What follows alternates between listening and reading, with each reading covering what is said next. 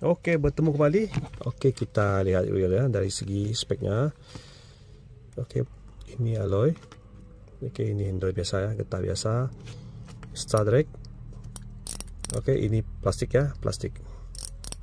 Okey, ini body pun plastik. Frame pun plastik. Ya, plastik.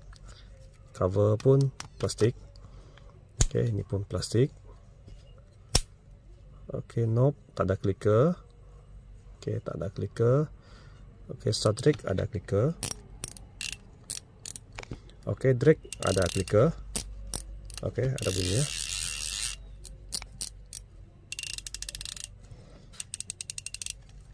Okey.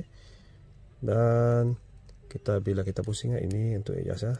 Okey, kita paling kecil. Kita pusing. Tak dengar bunyi zing ya. Okey, kena kuat ya. Okey, kena kuat.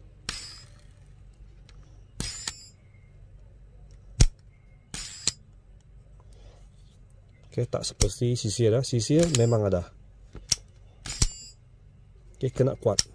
Kena pukul kuat. Harus dah dengar ya bunyi zing. Okey, itu bunyi zing. Okey, kita buka cover ya.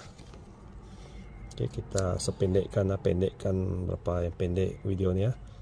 Okey, kita buka dari bawah. Okey, DC Tonic brake. Okey, ada di sini ya. Anatono buzzer ya. Inilah sistem DC. Okey. Dan spoolnya. Okey, kita tengok spool lah. Okey, spool kaki pendek ya. Biasa memang panjang sampai ke ujung ini. Okey, itu sebabnya tak ada guna clicker mungkin. Okey. Tapi yalah, tak mudah terlepas juga sebab dia ada penahan. Dia guna penahan. Okey, ada bearing sini. Okey, di spool ada tulis okey. Diukyo. Okey, size PE 06 260 meter dan maksimum besar sini 1.5 ke 100 meter. Okey, magnet. Okay, kita coba. Okey, magnet. Okey, ini magnet.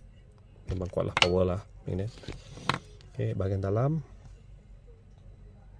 Okey, di tepi ni ada bearing satu biji ya, ada satu biji bearing.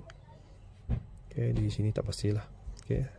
Tengok video akan datang ya. Saya akan buka bongkar reel ni. Okey. Ini reelnya. Okey.